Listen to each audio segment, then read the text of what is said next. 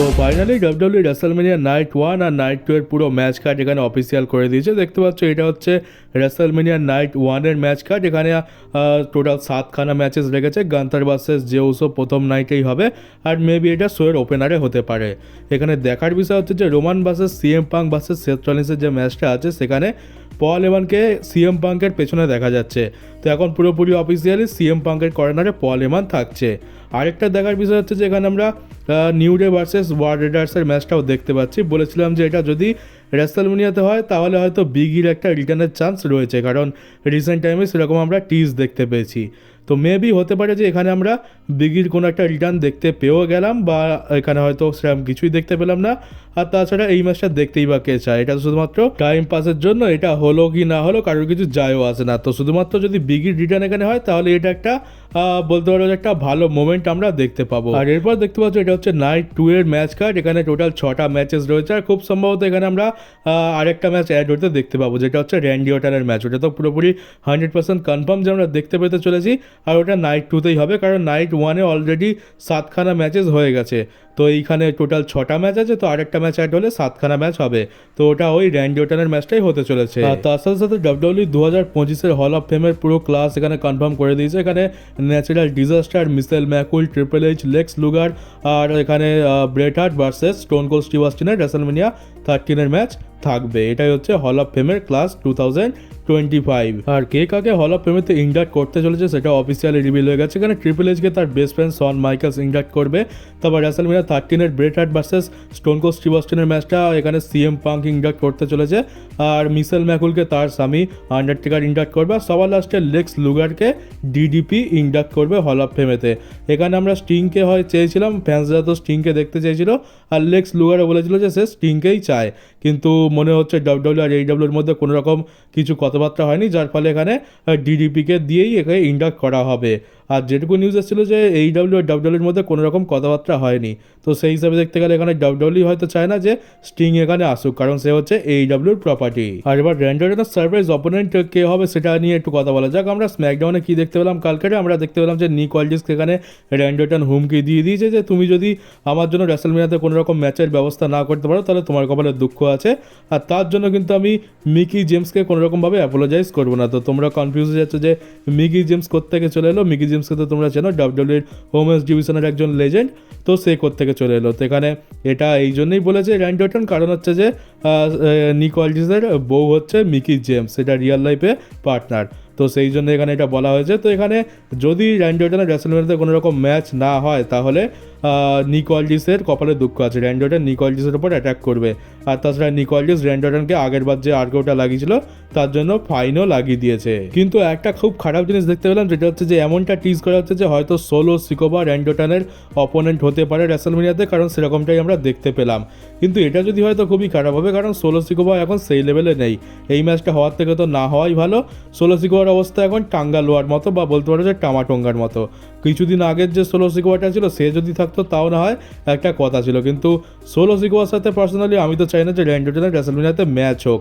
মানে এত অপশান খোলা রয়েছে, আজ শেষ ম্যাচ কিনা সোলো সিকোয়ার সাথে ম্যাচ হবে, এটা তো খুবই খারাপ জিনিস হয়ে যাচ্ছে। আর তার উপর যখন সোলো সিকোয়ার ক্যারেক্টারটা এত বেশি ডাউনে চলে গেছে। আর এছাড়া আমরা সোশ্যাল মিডিয়াতে এটা দেখতে পেলাম যে ক্যারিয়ান ক্রস আর সিমাস তারা র্যান্ডি অর্টনের সাথে রেসলম্যানিয়াতে ম্যাচ লড়ার ইচ্ছা প্রকাশ করেছে। সিমাস লিখেছে সে অ্যাভেলেবেল রয়েছে, আর একই জিনিস সেখানে ক্যারিয়ান ক্রসও বলছে। তো এরা র্যান্ডি অর্টনের অপোনেন্ট হতে চায়। আমি তো বলবো সিমাস একটা খুবই ভালো অপশান। সিমাসের তো রেসলম্যানিয়াতে কোনো ম্যাচও নেই, আর র্যান্ডি অর্টনের সাথে যদি একটা ম্যাচ হয় সেটা সবাই দেখতেও চাইবে। মানে কিছু না হওয়ার থেকে তো এটাই জাস্ট বেটার লাগছে। তো দেখা যাক আমরা কাকে দেখতে পাই, কোনো রিটার্ন হয়, সিমাস ক্যারিয়ান ক্রস হয়, নাকি এই কপালে সোলো সিকোবাই রয়েছে। আর ডাব্লিউডাব্লিউর উইকলি শো দেখে তো মনেই হয় না যে সামনে আর এক সপ্তাহ পর রেসলম্যানিয়া আছে, কারণ এখানে আমরা খুবই বেকার লেভেলের শো দেখতে পাচ্ছি। কালকের কী হচ্ছে তো দেখে নিচ্ছি, বলার তো খুব একটা ইচ্ছা ছিল না, তাই আমি ভিডিও বানাইনি। মানে কি বলবো, আমি ভিডিওতে বেকারই শো যাচ্ছে। কোডি রোডস এখানে সেই একই কথা বলে, আমি সেই জন সিনার কথাই এখানে হয় যে জন সিনা তো আসছে না, তো কি আর করবে, কোডি রোডসের প্রোমো দিয়েই কাজ চালানো হবে। তো স্টোরি লাইনের নামে তো আমরা এই দেখতে পাচ্ছি। এখানে আমরা জাস্ট স্পেশাল বানানোর জন্য কি করা হয়েছে যে এক গাদা চ্যাম্পিয়নশিপ নিয়ে আছে, পুরোনো যুগের যে সমস্ত ডাব্লিউডাব্লিউ চ্যাম্পিয়নশিপ ছিল। এখানে আমরা জন সিনার স্পিনার বেল্ট দেখতে পেলাম, তারপরে উইন লিগাল চ্যাম্পিয়নশিপ, এডি গারেরোর আনডিসপিউটেড চ্যাম্পিয়নশিপ, আর সবার মাঝখানে রাখা ছিল কোডি রোডসের চ্যাম্পিয়নশিপটা। কোডি রোডস এখানেই বলে যে আমি জন সিনাকে রেসলম্যানিয়াতে লেসন শেখাবো। জন সিনা আমাকে জিজ্ঞেস করেছিল যে তুমি কে, তো আমি হচ্ছি ডাব্লিউডাব্লিউ আনডিসপিউটেড চ্যাম্পিয়ন। তো ব্যাস আর কিছু তো নেই। আর কিন্তু একটা মেন বিষয় হচ্ছে যেখানে আমরা ব্রক লেসনারের মেনশন দেখতে পেলাম, সেটা হচ্ছে যে কোড রোডস বলে যে আমি ব্রককেও একই কথা বলেছি, রোমানকেও একই কথা বলেছি, আর আমি জন সিনাকেও একই কথা বলবো যে যখন আমাকে একটা কর্নারে ঠেলে দেওয়া হয়, মানে বলতে পারো যে কোণ ঠাসা করে দেওয়া হয়, তখনই কিন্তু আমার মধ্যে থেকে বেস্ট বেরিয়ে আসে।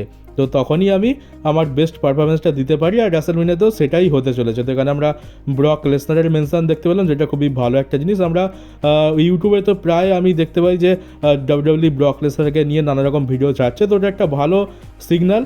আর এখানে আমরা ব্রকের মেনশনও দেখতে পেয়ে গেলাম। তো আশা করছি রাসেলমেনিয়াতে আমরা ব্রক লেসনার রিলেটেড একটা ভালো কিছু দেখতে পাবো। আর আরেকটা দেখার বিষয় হচ্ছে যে এটা আমি ভাবছিলাম যে বলবো নাকি বলবো না, কিন্তু ভাবলাম যে বলেই দিই। তো দেখো, ব্যাপারটা হচ্ছে যে আমার তো রাসেলমেনিয়া সামনে রয়েছে, এক সপ্তাহ পরই রাসেলমেনিয়া, কিন্তু আমার কেন জানি না মনে হচ্ছে কোনো রকম ভাইবই আসছে না। কেমন মোড়া মোড়া রাসেলমেনিয়া লাগছে, এটা শুধুমাত্র আমার এতদিন মনে হচ্ছিলো, কিন্তু ভাবলাম যে না, একবার বলেই দেখি তোমরা কী ভাবছো। কারণ দেখতে গেলে অন্যান্য বছর রাসেলমেনিয়া হওয়ার কত আগে থেকে, প্রায় রয়্যাল রাম্বলের আগে থেকে আমরা হাইপ হতে শুরু করে দিই, মানে খালি দিনগুনি যে কবে রাসেলমেনিয়া হবে। সাধারণত এপ্রিলের 1 তারিখ থেকে 10 তারিখের মধ্যেই হয়ে যায়, কিন্তু এবছরে কী করেছে, 18-19 দিন পিছিয়ে দিয়েছে। তো ভাবলাম যে কী করে সময় কাটবে, রয়্যাল রাম্বলের আগে ভাবছিলাম, কিন্তু রয়্যাল রাম্বল হওয়ার পর থেকে হাইপ তো কমে যায়।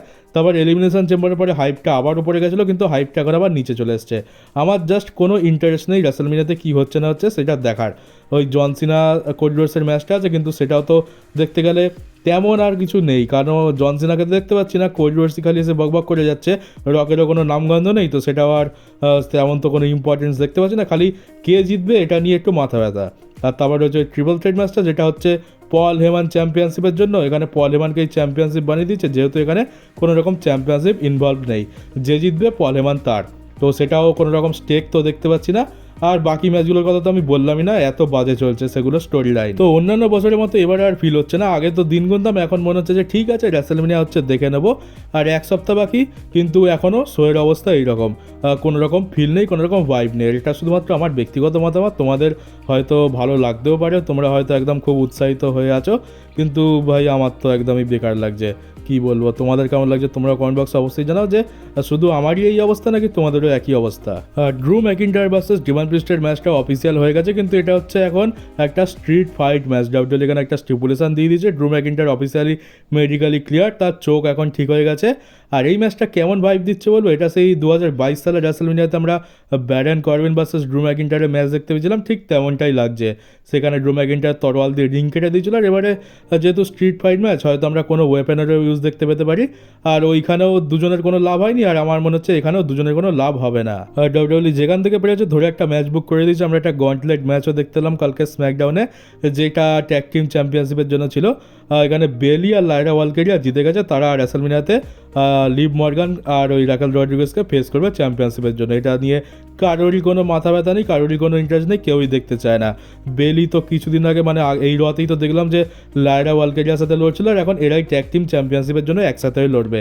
তো কোনো রকম সেন্স নেই, আর কারোর কোনো ইন্টারেস্টও নেই। ডাব্লিউডাব্লিউ এতদিন কী করতো, যে উইকলি শোতে টাইম পাস করার জন্য যাও একটা ম্যাচ বুক করে দিত, আর এখন রাসেলমেনিয়াতে টাইম পাস করার জন্য যাও একটা ম্যাচ বুক করে দিচ্ছে। আর ডাব্লিউডাব্লিউ ক্ল্যাশ ইন প্যারিসের অফিসিয়াল পোস্টার রিলিজ করে দিয়েছে। কোডি রোডস, গান্থার, জন সিনা, পেন্টা, সিএম পাঙ্ক, এখানে সবাইকেই আমরা দেখতে পাচ্ছি। জেকব ফাটুও রয়েছে। তো মনে হচ্ছে ক্ল্যাশ ইন প্যারিসের ম্যাচ কার্ড খুব একটা মন্দ হতে যাচ্ছে না, খুব ভালোই আমরা ম্যাচ কার্ড দেখতে পাবো। তাছাড়া ফ্রান্সের শো, এটা ফ্রান্সে হতে চলেছে, তো ক্রাউডও সেই লেভেলের হবে। আর এর পরের নিউজটা কেভিন ওমেন্স রিলেটেড রয়েছে, সেটা হচ্ছে যে ফাইট পুল সিলেক্ট এমনটা বলছে যে কেভিন ওমেন্সের 2025 সালে তো রিটার্ন করার কোনো রকম চান্স নেই, এমনকি পরের বছর রাসেলমেনিয়াটাও কেভিন ওমেন্স মিস করতে চলেছে। আর জন সিনার একটা নতুন মার্চেন্ডাইজ চলেছে, এটা ল্যাস ভেগাসের জন্য। দেখতে পাচ্ছ এইটা হচ্ছে সেই টি শার্টটা, মনে হচ্ছে এটাই জন সিনা রাসেলমেনিয়াতে পরে আসতে পারে, বা হতে পারে যে ডাব্লিউডাব্লিউ আরও একটা নতুন মার্চেন্ডাইজ বের করলো, কারণ দেখতেই তো পাচ্ছি কীভাবে মার্চেন্ডাইজের ব্যবসা করছে ডাব্লিউডাব্লিউ জন সিনাকে নিয়ে, প্রতি সপ্তাহে একটা নতুন মার্চেন্ডাইজ। তো এখন এটা বার করেছে, দেখা যাক এটা রাসেলমেনিয়াতে থাকে নাকি রাসেলমেনিয়াতে আমরা একটা নতুন ডিজাইনের নতুন টি শার্ট দেখতে পাই। তোমরা তো জানো ডাব্লিউডাব্লিউ এখন তাদের ইউটিউব চ্যানেলে এখন টপ 50 রাসেলমেনিয়া ম্যাচেসের কাউন্টডাউন করছে, এটা তাদেরই পুরোপুরি মতামত, মানে এখানে কোনো রকম ফ্যান্সরা কোনো রকম হাত নেই। ডাব্লিউডাব্লিউর মধ্যে যেটা 1 নম্বরে থাকবে সেটা 1 নম্বরে, যেটা 50-এ থাকবে সেটা 50-এ। আর 6 নম্বরে ডাব্লিউডাব্লিউ রেখেছে এখানে কোডি ভার্সেস রোমানের ম্যাচটা, আগের বছর যেটা রাসেলমেনিয়া নাইট 2 এর মেন ইভেন্ট হয়েছিল, যেটাকে গ্রেটেস্ট রাসেলমেনিয়া মেন ইভেন্টও বলা হয়। তো সেটাকে 6 নম্বর রেখেছে। আমি ভাবছিলাম যে এটা হয়তো টপ 5-এ থাকবে। তো এইবার দেখতে হবে যে আমরা টপ 5 থেকে টপ 3-তে বা একদম নাম্বার 1-এ কাকে দেখে কোন ম্যাচটা দেখতে পাই। কারণ যে সমস্ত ম্যাচটা আমরা চোখে দেখেছি আর যেগুলো আমাদের কাছে বেস্ট, সেগুলো তো অলরেডি দেখতে পাচ্ছি যে এই লিস্টেতে জায়গা পেয়ে গেছে। আর এখনও 5খানা ম্যাচ বাকি রয়েছে। তো মনে হচ্ছে ডাব্লিউডাব্লিউ এখানে পুরোনো যুগের ম্যাচগুলোকেই রাখবে, যেগুলো আমরা চোখেও দেখিনি। তো সেইগুলোকেই মনে হচ্ছে এবারে টপ 5-এ রাখতে চলেছে। আর এবার রেসলম্যানিয়া স্টেজ নিয়ে কথা বলা যাক। রেসলম্যানিয়া স্টেজ নিয়ে ট্রিপল এইচ যেটা বলছে যে এবারে রেসলম্যানিয়া স্টেজ এমন বানাবে যেটা ফ্যান্সরা কোনোদিনও দেখেনি, মানে একদম দেখে চোখ ধাঁধিয়ে যাবে। তো হ্যাঁ, ঠিক আছে, বিশ্বাস করে নিলাম। আগেরবারেও তো বিশ্বাস করেছিলাম, আর তারপর আমরা কি দেখতে পেয়েছি তো দেখেই নিয়েছি। রেসলম্যানিয়া স্টেজের নামে একটা লম্বা চওড়া স্ক্রিন, আর তার সামনে একটা এক্স আর এল লেখা, আর তার সাথে লাইটিংয়েরও এমন হাল ছিল যেন মনে হচ্ছে 2004 সালে রেসলম্যানিয়া দেখছি। তো অনেকের ভালো লেগেছে, অনেকের ভালো লাগেনি। আমার তো পার্সোনালি ভালো লাগেনি। আর তাছাড়া ওটার পর থেকে আমি ডাব্লিউডাব্লিউর উপর থেকে পুরো আস্থা তুলে নিয়েছি যে এটা ভালো স্টেজ বানাতে পারে। দেখতে গেলে আমাদের সবথেকে বেশি আশা ডাব্লিউডাব্লিউর প্রতি করা উচিত, কারণ সবথেকে বড়লোক কোম্পানি, টাকা রয়েছে, প্রোডাকশানের অবস্থাও ভালো। তো এরাই তো ভালো স্টেজ বানাবে, না কি কারা বানাবে। কিন্তু এখন স্টেজের হাল আর লাইটিংয়ের হাল দিন দিন যা নেমে গেছে, আমি কোনো রকম আশা রাখছি না। যদি ভালো বানিয়ে দেয় তো ঠিক আছে, খুবই ভালো। আর যদি না বানায় তো কী বা আছে, আমরা তো অভ্যেস হয়েই গেছে আমাদের।